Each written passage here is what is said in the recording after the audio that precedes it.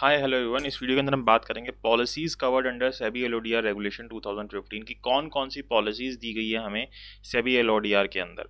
क्या क्या पॉलिसीज़ हैं जो हमें बनानी होती है एज़ पर डिफरेंट रेगुलेशंस, तो उनको हम एक पर्टिकुलर जगह पे समझ लेंगे ताकि जब हम उन रेगुलेशंस को पढ़ें तो हमें पता रहे कि हाँ इस रेगुलेशन के हिसाब से ये पॉलिसी बन रही है। एंड अब जब कंप्लाइंसेस भी करें एक लिस्टेड एंटिटी के तो यू मस्ट नो कि आपको कौन कौन सी पॉलिसीज़ वहाँ पे फॉर श्योर बनानी होंगी। तो हम शुरू करते हैं। सबसे पहले आपकी बनती है रेगुलेशन 9 के हिसाब से कौन सी policy, preservation of document policy. इसके बारे में हम पढ़ भी चुके हैं।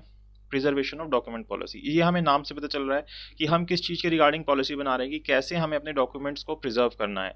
एंड नाउ दैट डिपेंड्स कि what type of those documents are. We can classify documents into two categories. कौन कौन से, कि ऐसे कौन से डॉक्यूमेंट्स है which we need to preserve for permanently, और those document which need to be preserve for permanent time और forever you can say.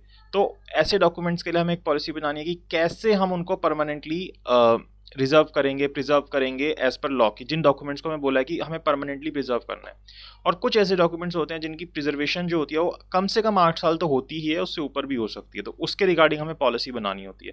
तो ये हमारी पहली पॉलिसी बनती है as per regulation 9, where we see that what are our policies और what are rules regarding the preservation of documents। तो ये रेगुलेशन 9 की पहली पॉलिसी हुई। देन दूसरी पॉलिसी हमें देखने को मिलती है रेगुलेशन 16(1)(c) के अंदर, जहाँ पे हम देखते हैं कि हम किस हिसाब से डिटरमाइन करेंगे कि ये जो एंटिटी है ये हमारी मटेरियल सब्सिडरी है या नहीं है। तो उसके रिगार्डिंग क्या पॉलिसीज होंगी हमारी, क्या उसके अंदर हम रूल्स रखेंगे, तो वो हम अपनी इस पॉलिसी के अंदर लिखते हैं, जिसको हम policy on determining material subsidiary बोलते हैं।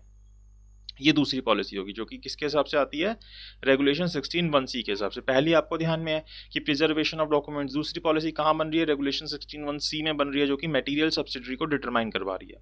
तीसरी पॉलिसी बनती है रेगुलेशन 17(9)(b) के अंदर, जिसके अंदर हम एक बहुत बहुत इंपॉर्टेंट पॉलिसी बनाते हैं, जिसको हम क्या बोलते हैं, रिस्क मैनेजमेंट पॉलिसी। क्या बोलते हैं, रिस्क मैनेजमेंट पॉलिसी। इसके रिगार्डिंग आपने काफ़ी कुछ बहुत डिटेल में पढ़ा होगा रिस्क मैनेजमेंट के रिगार्डिंग, तो उसी की हम एक पॉलिसी बनाते हैं किसके हिसाब से, रेगुलेशन 17(9)(b) के हिसाब से।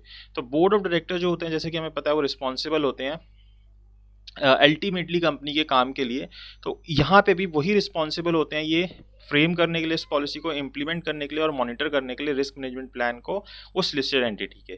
तो ये एक पॉलिसी बहुत इंपॉर्टेंट पॉलिसी है जो कि हमें फ्रेम करनी होती है, जो कि बोर्ड ऑफ डायरेक्टर्स को फ्रेम करनी होती है, जिसको हम RMP बोलते हैं। तो तीन पॉलिसीज होगी, प्रिजर्वेशन डॉक्यूमेंट्स की होगी, मटेरियल सब्सिडरी को डिटरमाइन करने की होगी, रिस्क मैनेजमेंट पॉलिसी हो गई। उसके बाद आता है आपके पास कोड ऑफ कंडक्ट, जो कि रेगुलेशन 17 क्लॉज 5 के हिसाब से बनता है, जिसके अंदर जो बोर्ड ऑफ डायरेक्टर होते हैं वो code of conduct lay down करते हैं कि हमारा कोड ऑफ कंडक्ट होगा क्या। हमें नाम से पता चल रहा है कि जितने भी हमारे मेंबर्स हैं, बोर्ड ऑफ डायरेक्टर्स हैं, सीनियर मैनेजमेंट है, वो किस तरीके से कंडक्ट करेंगे अपना एक लिस्टेड एंटिटी के अंदर, तो वो हम इस पॉलिसी के थ्रू, इस कोड ऑफ कंडक्ट के थ्रू डिटरमाइन करते हैं। तो board of directors shall lay down code of conduct for all members of board of directors, senior management of the listed entity. तो एक चीज ये हो गई।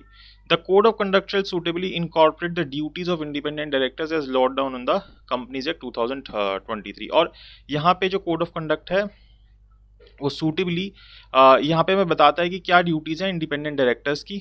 एक तो बाकी डायरेक्टर्स की भी बता रहा है कि बोर्ड ऑफ डायरेक्टर्स की, सीनियर मैनेजमेंट की है, इसके अलावा इंडिपेंडेंट डायरेक्टर्स की क्या ड्यूटीज़ होगी वो भी बताई जाएंगी। किस चीज़ को ध्यान में रखते हुए, कंपनीज एक्ट 2013 को ध्यान में रखते हुए, वहाँ पे भी जो हमें ड्यूटीज़ बताई गई हैं कि इंडिपेंडेंट डायरेक्टर की, उसको देखते हुए उस हिसाब से यहाँ पे इस कोड ऑफ कंडक्ट के अंदर ये बताया जाएगा किस किस की ड्यूटीज़ बताई जाएंगी, बोर्ड के मेंबर्स की, सीनियर मैनेजमेंट की और इंडिपेंडेंट डायरेक्टर्स की। तो ये हमारी फोर्थ पॉलिसी होगी। पहली कौन सी थी, प्रिजर्वेशन ऑफ डॉक्यूमेंट्स की थी। दूसरी कौन सी थी कि हम कैसे डिटरमाइन करेंगे कि मटेरियल सब्सिडरी कौन सी है। तीसरी कौन सी पढ़ी हमने, रिस्क मैनेजमेंट पॉलिसी। और चौथी कौन सी पढ़ी, कोड ऑफ कंडक्ट। देन आता है विजिल मैकेनिज्म पॉलिसी, हमें बनानी होती है डायरेक्टर्स एंड एम्प्लॉय के लिए, ताकि वो अपने जेन्युइन कंसर्न्स को रिपोर्ट कर सके।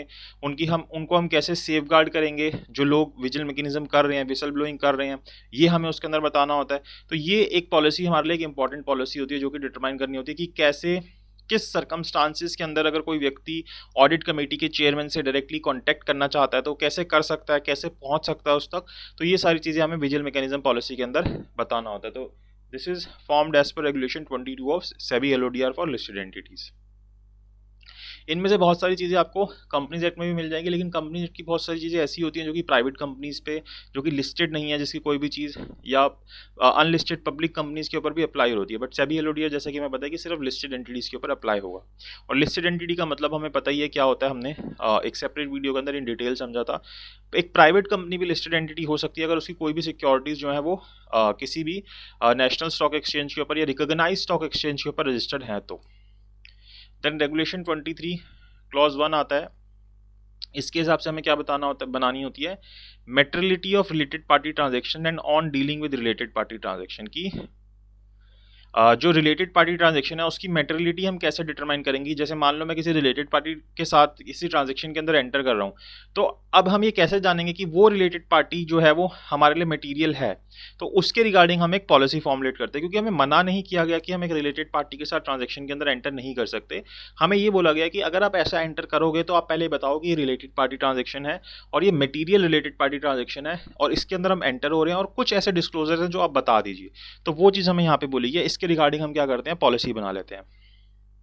तो हमें एक लिस्टेड एंटिटी को एक पॉलिसी बनानी होती है materiality of related party transaction के regarding, on dealing with related party transaction के regarding, including clear threshold limit duly approved by the board of director, and such policy shall be reviewed by the board of director at least once in every 3 years and updated accordingly. 3 साल में एक बार इसको review भी करना होता है और हमें एक थ्रेशहोल्ड लिमिट बतानी होती है कि इतनी लिमिट से ऊपर की अगर ट्रांजैक्शन हम रिलेटेड पार्टी के साथ करेंगे तो हमें ये डिस्क्लोजर्स करने होंगे, इस तरीके से अप्रूवल लेने होंगे, ये सारी चीज़ें हमें अपनी इस पॉलिसी के अंदर बताना होता है। देन रेगुलेशन 23 क्लॉज 3 के हिसाब से ही criteria for granting omnibus approval for related party transaction. तो हम ऑमनीबस अप्रूवल के रिगार्डिंग एक पॉलिसी बनाते हैं। ऑमनीबस अप्रूवल मतलब कि हमें बार बार वो सारे प्रोसेस से गुजरने की जरूरत नहीं है कि भाई ये पर्टिकुलर व्यक्ति से हम ट्रांजैक्शन करेंगे तो हमें बार बार वो दोबारा पूरा प्रोसेस करना जो हमने पॉलिसी में बता रखा था वो सब नहीं करना पड़ेगा। एक बार ये अप्रूवल मिल गई तो आप करते रहो उसके साथ। तो हमें क्राइटेरिया बनाना होता है for granting omnibus approval in line with the policy on related party transaction of the listed entity. Such approval shall be applicable in respect of transaction with are repetitive in nature. कि भाई बार बार उसके साथ enter करना है, बार बार मैं approval लूंगा तो एक बार ही अप्रूवल दे दिया और उसके अंदर आप चलते रहोगे फिर। तो उसके रिगार्डिंग एक पॉलिसी बनानी होती है। तो अगर हम अभी तक देखें हमने कितनी पॉलिसी पढ़ी, सबसे पहले हमने कौन सी पढ़ी थी, प्रिजर्वेशन ऑफ डॉक्यूमेंट्स। उसके बाद हमने मटेरियल सब्सिडरी पढ़ी थी। उसके बाद हमने कौन सी पढ़ी थी, रिस्क मैनेजमेंट पॉलिसी पढ़ी थी। उसके बाद हमने कौन सी पढ़ी, कोड ऑफ कंडक्ट पढ़ा, विजिल मैकेनिज्म पढ़ा। ये दोनों तो सेम ही है, एक मटेरियलिटी रिलेटेड पार्टी ट्रांजैक्शन है और उसी का ऑमनिबस अप्रूवल की बात हो रही है यहाँ पे। देन रेगुलेशन 30 के हिसाब से होता है policy on determination of materiality, कि कौन सी ट्रांजैक्शन कितनी मटेरियल है, इसके रिगार्डिंग भी हमें एक पॉलिसी बनानी होती है और उनका किस तरीके से हमें डिस्क्लोजर करना है ये बताना होता है। कि क्योंकि कुछ ऐसी ट्रांजैक्शन होती है जो कि मटेरियल होती है जिनका हमें डिस्क्लोजर करना है। अब यहाँ पे जब हम रेगुलेशन 30 पढ़ते हैं तो हमें ये देखने को मिलता है कि कुछ ऐसी चीज़ें होती हैं जो कि कंपलसरीली हमें डिस्क्लोज करनी ही पड़ती हैं और कुछ ऐसी चीज़ें होती हैं जिसके रिगार्डिंग हम अपनी पॉलिसी गाइडलाइंस बनाते हैं and then we disclose about them, कि हमारी पॉलिसीज के हिसाब से ये मटीरियल है।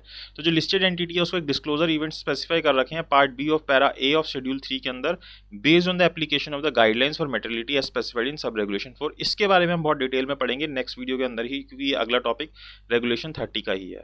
तो इसको बस यहाँ पे ध्यान रखो कि हमें यहाँ पे पॉलिसी बनानी होती है और इस वीडियो को अगर आप ध्यान से देखोगे तो आपको अच्छे से समझ आएगा। ये बहुत बड़ा टॉपिक है इसलिए मैं यहाँ पे इसको इन डिटेल नहीं समझा रहा हूँ, बस इतना ध्यान रखो एंड देन इस रेगुलेशन 30 को आप अच्छे से समझिए, आपको ये समझ आ जाएगा। और ये बहुत इंपॉर्टेंट भी है regulation 30 from exam perspective, from practical purposes. अगर आप कहीं इंटरव्यू भी देते हैं तो वहाँ पे किसी लिस्टेड एंटिटी के अंदर, तो वहाँ पे आपसे रेगुलेशन पूछे जाने की बहुत ज़्यादा गुंजाइश होती है कि ये रेगुलेशन ज़रूर पूछा जाता है, रेगुलेशन 30। ठीक है, क्योंकि ये इसके अंदर ऐसे इवेंट्स होते हैं कि कहीं ना कहीं डेली बेसिस पे डिस्क्लोजर्स हो रहे होते हैं ड्यू टू दिस रेगुलेशन। फिर रेगुलेशन 43A के हिसाब से आती है डिविडेंड डिस्ट्रीब्यूशन पॉलिसी। इस ये भी हमें एक अलग से डिटेल में पढ़नी चाहिए डिविडेंड डिस्ट्रीब्यूशन पॉलिसी के बारे में, ये भी इंपॉर्टेंट टॉपिक है। ठीक है, तो जो टॉप 500 लिस्टेड एंटिटी हैं मार्केट कैपिटलाइजेशन बेसिस के ऊपर, जो कि हर एक साल कैलकुलेट होता है, shall formulate a dividend distribution policy which shall be disclose in their annual reports on and on their website. तो ये दोनों ही जगह पर डिस्क्लोज करना होता है कि हमारी डिविडेंड डिस्ट्रीब्यूशन पॉलिसी है क्या। बेसिकली इसके अंदर यही मेंशन होता है कि किस टाइम पे हम डिविडेंड डिक्लेयर करते हैं, किस सिचुएशन के अंदर हम डिविडेंड डिक्लेयर करते हैं और हमारी क्या पोजीशन होती है, हमारे पास कितनी रिटेन प्रॉफिट होता है। तो वो सारी चीज़ें हम बताते हैं कि हम इस सिचुएशन में अपना डिविडेंड डिवाइड करते हैं, डिस्ट्रीब्यूट करते हैं। और एक पार्ट डी और शेड्यूल 2 के हिसाब से हमारी बनती है बोर्ड डाइवर्सिटी पॉलिसी, की हम किस तरीके से अपने बोर्ड के अंदर डाइवर्सिटी रखेंगे, तो उसके रिगार्डिंग हमें एक पॉलिसी बनानी होती है। तो हमारे पास अल्टीमेटली कितनी पॉलिसीज आई है इस पर अगर हम सेबी एलओडीआर देखें तो पहली आई preservation of documents, policy, second आई मटेरियल सब्सिडरी, तीसरी आई रिस्क मैनेजमेंट पॉलिसी, 3 हो गई। चौथी आई कोड ऑफ कंडक्ट, पांचवा आया विजिल मैकेनिज्म, छठा और सातवां आप एक भी कर सकते हो या दो अलग अलग भी पढ़ सकते हैं कि मटेरियलिटी रिलेटेड पार्टी ट्रांजेक्शंस और उन्हीं का ऑमनिबस अप्रूवल। और फिर 3 पॉलिसी और आती हैं, एक policy for determination of materiality, इसको हम मटेरियल इवेंट्स भी बोल सकते हैं। 8 पॉलिसी, 9th आई डिविडेंड डिस्ट्रीब्यूशन पॉलिसी और 10th आई बोर्ड डाइवर्सिटी पॉलिसी। तो सिर्फ ये 10 पॉलिसीज हैं जो कि आपको सेबी एलओडीआर के अंदर देखने को मिलती हैं, और ये पॉलिसीज आपको बनानी ही होंगी अगर आप एक लिस्टेड एंटिटी के अंदर काम कर रहे हैं तो, या फिर एक लिस्टेड एंटिटी तो उसके लिए कंपलसरी है कि उसके अंदर ये पॉलिसीज होनी ही चाहिए।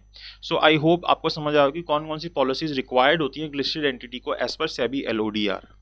सो अगर आपको वीडियो अच्छी लगी तो प्लीज़ लाइक कीजिएगा, शेयर कीजिएगा, चैनल को सब्सक्राइब जरूर कीजिएगा। और हम सेबी एलओडीआर को पूरा इन डिटेल पढ़ रहे हैं, तो अगर आपको देखना है तो आप प्लेलिस्ट में जाके भी देख सकते हैं। कॉर्पोरेट फंडिंग के नाम से आपको प्लेलिस्ट मिलेगी, उसके अंदर आपको ये सारी चीज़ें मिल जाएंगी। सो आई होप आपको वीडियो अच्छी लगी तो please like share and subscribe जरूर कीजिए। Thank you so much for watching this video.